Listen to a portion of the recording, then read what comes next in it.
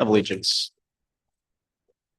I pledge allegiance to the flag of the United States of America and to the republic for which it stands, one nation, under God, indivisible, with liberty and justice for all. All right, we'll begin with a quick housekeeping item. The board did meet in executive session prior to tonight's public meeting to discuss personnel and legal issues. And as usual, our meeting is being recorded and streamed live on the district's YouTube channel. So Dr. Miller, we're going to hand it off to you for a special presentation. Thank you so much. Tonight, we are I'm very honored to recognize one of our own for a remarkable milestone, 45 years of dedicated service as a school director. To serve for nearly half a century requires not only commitment, but also vision, wisdom, and an unwavering belief in the power of education. It's a privilege to present the award to Mr. Len Fernella on behalf of the Pennsylvania School Board Association as part of the PSBA Honor Roll Program. On behalf of our district, I want to extend our deepest gratitude to Mr. Fernella. Your steady guidance and thoughtful decision-making have helped shape our schools into the places of learning, belonging, and growth that they are today. Through challenges and celebrations, you have consistently placed students at the heart of every choice, always keeping their futures in focus. Your vision has inspired progress. Your collaboration has strengthened our community, and your leadership has created opportunities for countless Lion learners to thrive. We are grateful not only for your service, but for the example that you set, that true leadership is built on dedication, humility, and hope for what we can achieve together. So I want to thank you for your 45 years of extraordinary service. And just as some fun facts about those 45 years, that is 16,425 days of being a board member. Feels like your first day just coming to a board meeting, right, Mr. Fernella? He's not here tonight. Watching 7,400 graduates enter here and graduate from your alma mater, and supporting the instruction of Lion learners for over 8,100 days of student instruction while you have sat on this board. Please join me, everyone, in celebrating and thanking Mr. Len Fernella for his service, and to all our past, present, and future Lion learners, our faculty and staff, and our South Fayette community members. We thank you, Mr. Fernella, and I have a lovely PSBA award for you.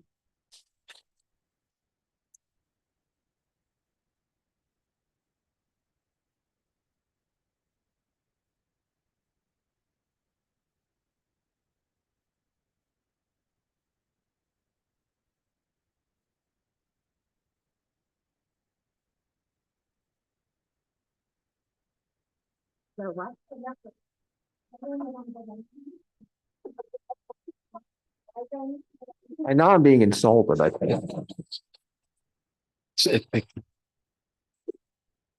So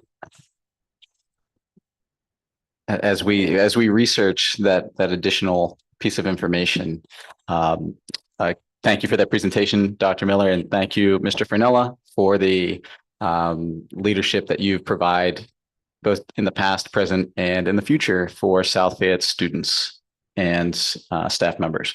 Well, I'm proud to say that I served with your father and with Tom's father also. So, as well as Frank Morelli, late Frank Morelli's father. So. All right, so at this time, we'll move to agenda item number 2, which is a facility project update from Draw Collective.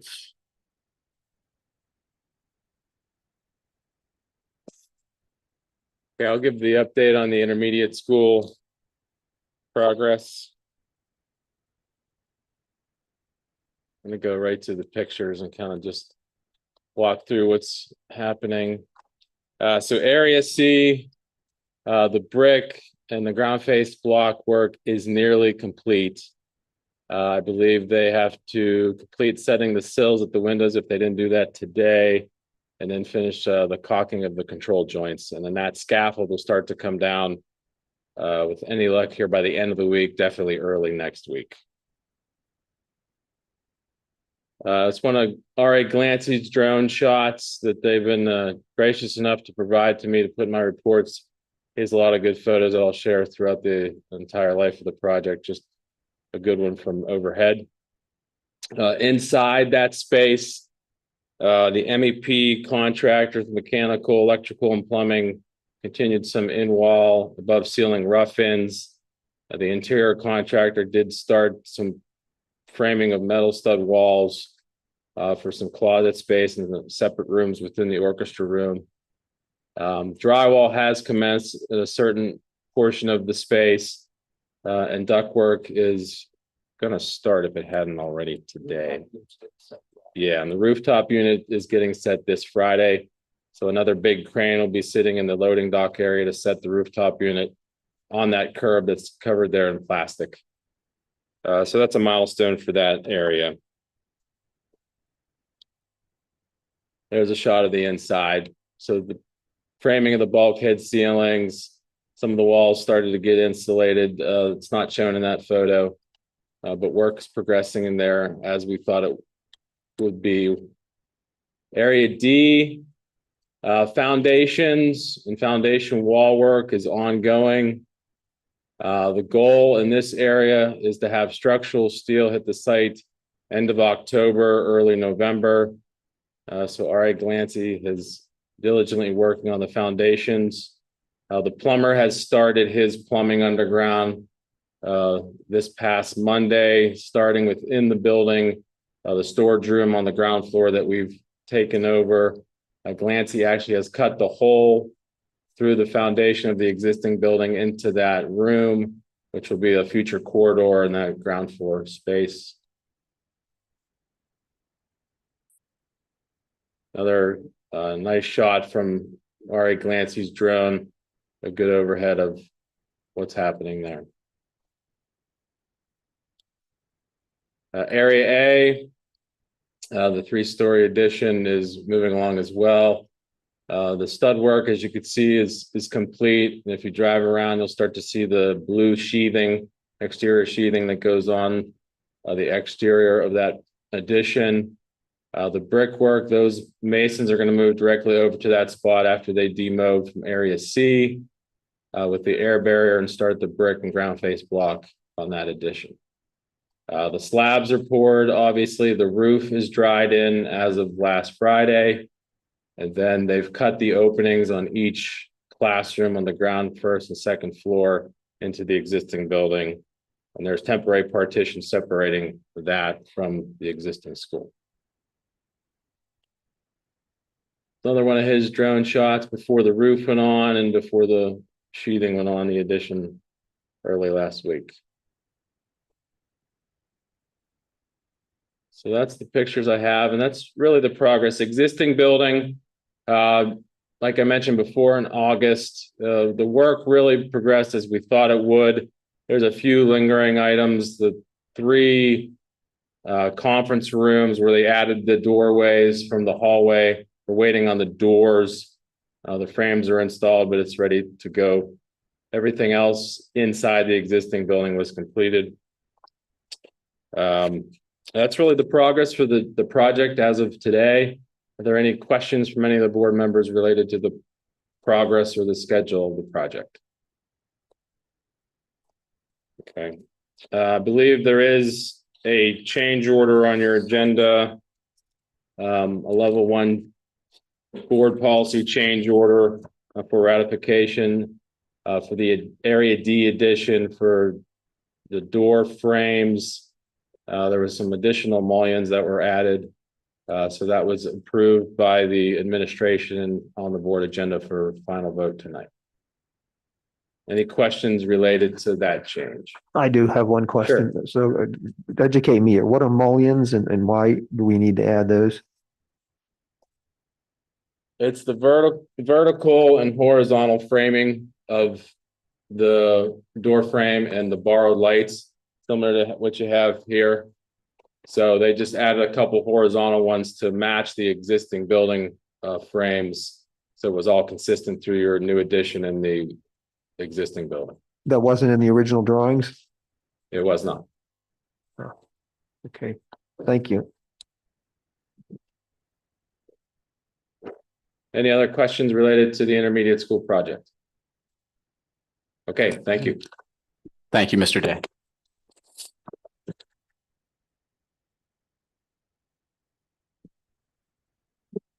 Hello, everyone. I'm going to update you on the other two projects that you have going on that are still in design. So I'll skip over my slides on the intermediate school. Actually, let me rephrase that. I'm going to update you on the middle school as well. The pool HVAC construction. All work in this project has been completed with the exception of the air handler itself. There was some supply chain issues and the air handler is expected to arrive in October. The old air handler was hooked back up to provide airflow into the space, and it'll be removed and the new unit will be reconnected in October once it arrives. The next project that's still in design is the new elementary school. A bunch of these slides are the same slides that you've seen before. For the purposes of these board presentations, the plan and the site plan have really not changed a lot. There has been an enormous amount of design work going on in the background to begin preparing the actual construction documents for this. Couple of the milestones that have happened since our last board presentation. The geotechnical surveying in the field was completed, but the actual survey report is expected to be coming this week. We had submitted the NPDES application. We had also completed the design development set of drawings, narratives, and a specification table of contents, which we sent to PJ Dick for some costing analysis. We also began work on a traffic engineering study. So if you have seen people from HRG engineering walking around on campus, counting cars, counting buses, they have been working on that diligently. We are having a meeting tomorrow after our intermediate school construction meeting to go through some preliminary findings, which they are going to be sharing during our planning commission meeting, which is going to be on Thursday night at the township offices. And the rest of the schedule, kind of through the end of design, we have the meeting on Thursday at the Planning Commission. The Board of Commissioners meeting will be on October 8th. We are expecting to be completed with our construction documents at the end of the year, and then bidding will take place sometime in January to February of next year. And that is all very much dependent on us getting the NPDES permit approval. Any questions on the elementary school project schedule? The site plan, the plans, like I said, most of these have not changed in any amount that you would really need to worry about, other than they've just been getting a lot of extra detail as we move towards completing construction documents.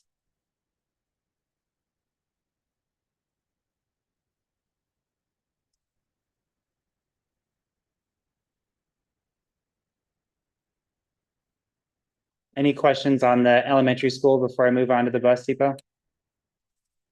I have a question for Chris Foltz. Just quickly, how are we coming on the consolidation of the property deeds with respect to the elementary parcel?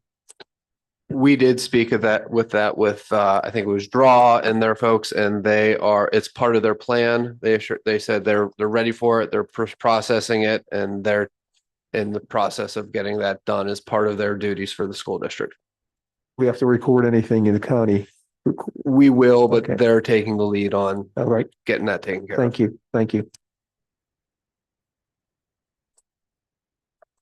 All right. The bus depot is a full phase ahead of the elementary school at this point. So looking at this schedule, we have actually completed our construction documents.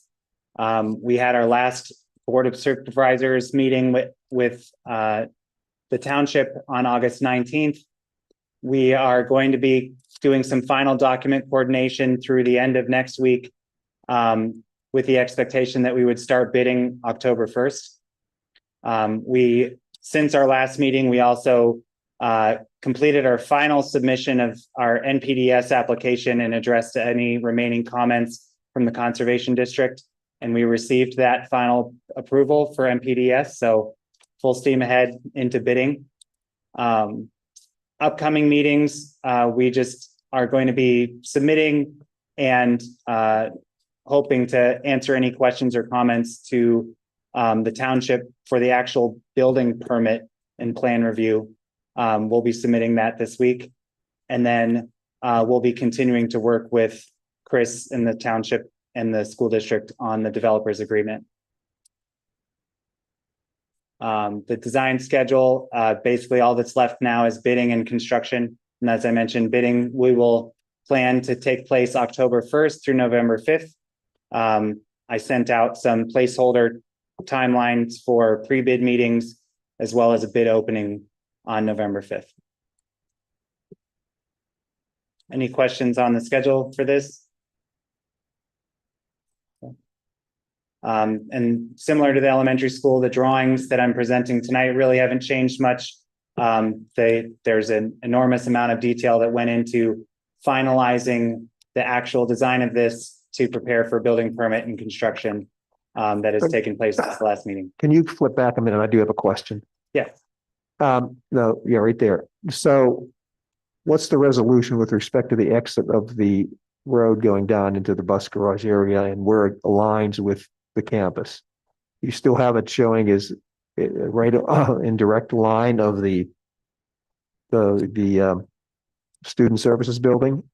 Yes, so. Is there a reason why it couldn't be moved toward where the regular entrance already is?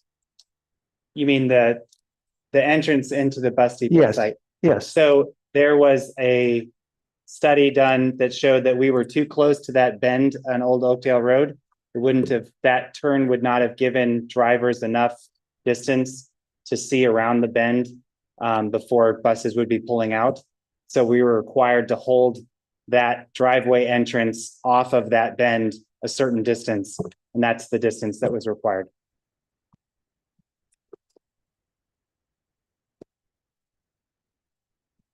I didn't think there was a bend there. I thought that was a straightaway This, on Old Oakdale Road. Where's the bend? That bend? Okay, very slight. Thank you. and the driveway realignment would be part of the primary school project, and that connection onto the new campus, if it's determined that it's needed as part of this ongoing traffic study, that would be included in the project for the primary school.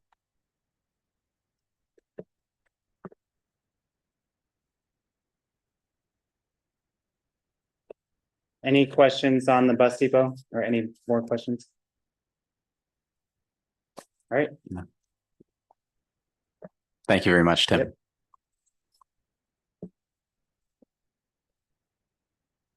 All right, we'll now move to the regular agenda, beginning with consent agenda item 1.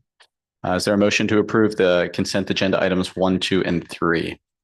So moved. Moved by Jen. Is there a second?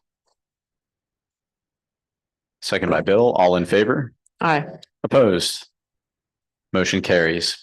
We will now suspend business to hear from residents and/or taxpayers. The board will hear comments from residents and/or taxpayers related to items appearing on agenda for action by the board. The board will receive comments from residents and/or taxpayers on topics that do not appear on the agenda for action by the board at the conclusion of the agenda prior to adjournment. The time limit for comments shall not exceed 3 minutes. The board will not respond to questions during this session, but will only hear comments. No comments online. Thank you so much. Nothing under old business, no new business. We'll now move to Dr. Miller's Superintendent's Monthly Report. Thank you so much, Mr. Welch. This week, we began district-wide professional learning communities, also called PLCs, as part of our commitment to our professionals' continual growth. At South Fayette, we believe that educators grow best when they learn with and from one another. And to that end, we have established 2 professional learning communities, each composed of 6 to 8 educators, meeting monthly during scheduled 2-hour delay professional development sessions. As an educational leader is assigned to each PLC in order to support the work of our professionals throughout the school year. The PLCs provide a collaborative space where educators engage in sustained, focused conversations around instructional practice and innovation. This structure ensures consistent professional growth and alignment with our district's vision of being future-focused, student-centered, and innovation-driven. We've organized 2 different PLCs this year. One is focused on effective and responsible use of artificial intelligence in education, and the other focused on high-leverage instructional practices using TeachFX as a feedback tool for educators. For the AI PLC in education, we're going to be focused on exploring AI from multiple lenses, looking at classroom applications, professional tools, and system-level opportunities. We'll also be looking at ethics and responsible use, engaging in the potential risks, equity, and student data privacy conversations that need to occur. AI literacy for students will also be a focus, and this is where we will look to prepare our students with the skills to use AI thoughtfully and responsibly, and where that fits into our curriculum. We also will have a PLC focused on instructional strategies using TeachFX as the learning tool. This will provide emphasis on professional feedback. Educators can use this tool to leverage data and feedback from TeachFX in order to better their instructional practices. It also provides an opportunity for instructional refinement, where educators can experiment with strategies that elevate discourse, questioning, collaborative learning environments. By dedicating time each month for these PLCs, South Fayette is continuing to build a culture of continuous learning among educators, positioning our district at the forefront of both instructional excellence and thoughtful integration of any new technologies. We're very excited about this. We held our first on Monday, and we're looking forward to our monthly PLCs. Thank you. Thank you very much, Dr. Miller, for your monthly report. And now we will move to the student representative's monthly report coming from Pranita Shakangall. Yeah, thank you. Okay, so we're going to start off. September kicked off with the school picture days across all 4 buildings. Elementary and intermediate were on September 9th, while middle school picture day was on September 10th, with high school on September 18th. Makeup picture days are scheduled in October. Across the district, students showed their aligned pride with this year's student government apparel sale, which concluded September 12th. Orders will ship in early October. Throughout September, all the schools also emphasized updated attendance procedures. Parents now complete digital absence and early dismissal forms, with excuses required within 5 days of an absence to be considered lawful. And then to the elementary school. At the elementary school, families were reminded of updated dismissal procedures to ensure student safety. Parents are using the online pickup form with deadlines of 10:15 a.m. for AM kindergarten and 2 p.m. for all other grades. The elementary school is looking ahead to its World of Work RISAC kickoff assembly on October 6th, which will introduce K through 2nd grade students to career exploration through engaging activities. Intermediate school. The intermediate school prepared for the fall book fair, which runs from September 22nd to 26th. Students and families are also adjusting to parking and traffic pattern changes on campus due to the ongoing construction project with new visitor spaces clearly marked. The middle school hosted curriculum night on September 11th, welcoming families to learn more about academic programs and activities for the 2025-26 school year. All 4 schools enjoyed a spirited homecoming week that began on September 15th with themed dress days, a homecoming carnival on September 18th, and the varsity football homecoming game on September 19th. High school students also celebrated the homecoming dance on September 20th, which featured a Mardi Gras theme. Today, September 23rd, the high school counseling department hosted a virtual financial aid night to support students and families as they prepare for post-secondary planning. Seniors will start their commencement preparations at the high school cap and gown assembly on September 25th, with Jocelyn's representatives sharing ordering information and senior apparel options.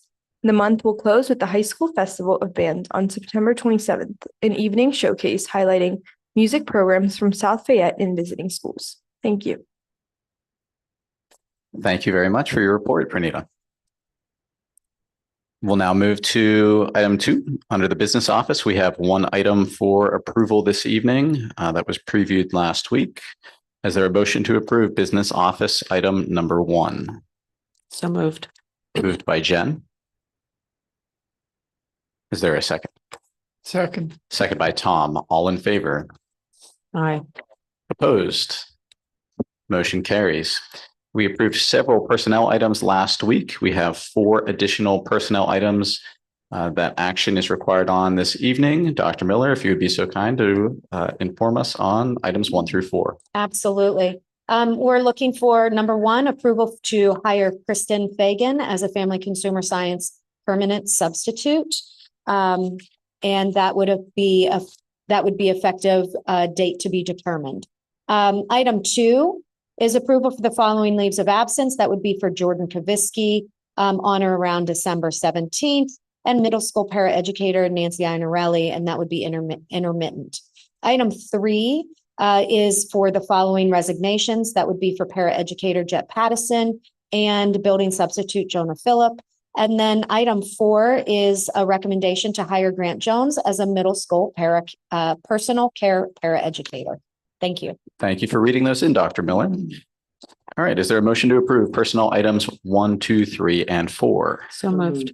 Moved by Jen, second by Len. All in favor? Opposed? Motion carries.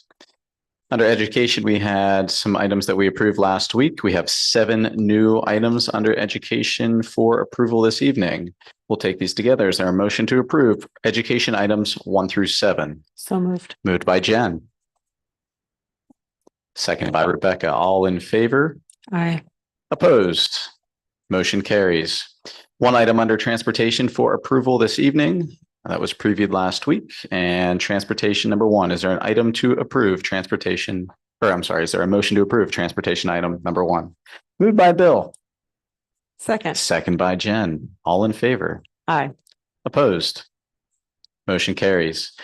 We also have 1 item under athletics. Is there a motion to approve athletics item number 1? So moved. Moved by Len. Second by Teresa. All in favor? Aye. Opposed? Motion carries. This was previewed earlier this evening. There's 1 item under construction item 7, and that is item number 1, a change order. Is there a motion to approve construction item number 1? Moved by Rebecca. Second by Projecta. All in favor? Aye. Opposed? Motion carries. We will now suspend business to hear from residents and/or taxpayers. The board will hear comments from residents and/or taxpayers. The time limit of comments will not exceed 3 minutes. The board will not respond to questions during the session, but will only hear public comment. Dr. Miller, do we have any public comments? We do have 1 public comment, and before I ask Mrs. Vasilani to read that public comment, I'd like to make a statement. The board has received the following public comment, and before it is read, I'd like to share that the board disavows the contents of the comment as it is replete with gross inaccuracies and misinformation and is disparaging to our students, faculty, and staff.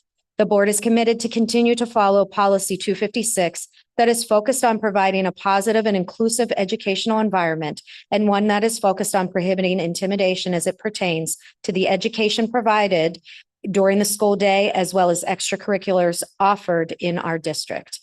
Mrs. Vasilani. The following comment was received by Spencer Chawler of 1152 Shrey Lane. Mr. Chawler writes, SF Board, I was curious about the approval process for middle school clubs. I noticed we have 1 club that is sexually explicit and 1 that supports racist ideology. The sexually explicit club is called South Fayette Gender Sexuality Alliance. To put it plainly, we should not promote anything sexual in nature with school-age children. Does South Fayette leadership wish to encourage sexual behavior in children? The other group is the Shout group. It shows to support DEI, which is nothing more than favoring 1 group of people over another based on skin color. Please do not allow racist groups for our kids. We should model color blindness for our students, not encourage race obsession. Thanks. Thank you, That's all. Susan. That's all for the comments. Thank you. Anything from the solicitor's report this week, Mr. Volz? No, not this week. All right, thank you. We'll move to board comments. Nothing from the executive committee report. Rebecca, anything from the South Fayette Foundation? Yes, briefly, we had a meeting. The golf outing was extremely successful. Teacher grants were given out on opening day.